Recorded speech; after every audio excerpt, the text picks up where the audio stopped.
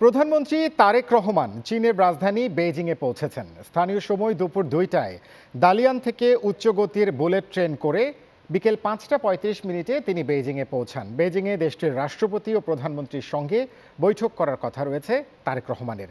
এছাড়াও চীন ও বাংলাদেশের মধ্যে বেশ কটি চুক্তি ও সমঝোতা স্মারক সই হতে পারে। বিস্তারিত আমার তৈরি প্রতিবেদনে। দালিয়ানে ওয়ার্ল্ড ইকোনমিক ফোরাম আয়োজিত গ্রীষ্মকালীন দাভোসের বার্ষিক সম্মেলনে অংশ নেন প্রধানমন্ত্রী তারেক রহমান।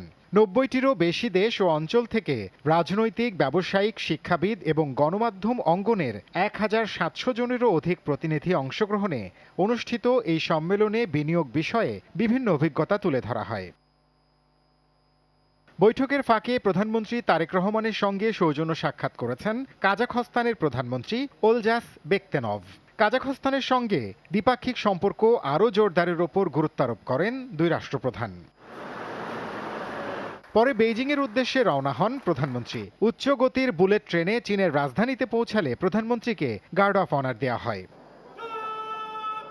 ধারণা করা হচ্ছে এই সফরে 15টিরও বেশি দ্বিপক্ষীয় চুক্তি ও সমঝোতার দলিল সই হবে, যার মধ্যে রয়েছে বড় ধরনের অবকাঠামো ও শিল্প প্রকল্প। তিস্তা মহাপরিকল্পনা নিয়েও চীনের সঙ্গে আলোচনা হতে পারে। এছাড়া দেশটির শীর্ষ নেতাদের সঙ্গে দুদেশের সম্পর্ক উন্নয়নে আলোচনা করবেন প্রধানমন্ত্রী Tarique Rahman. Sakhawat Sumon, channel 9 news desk.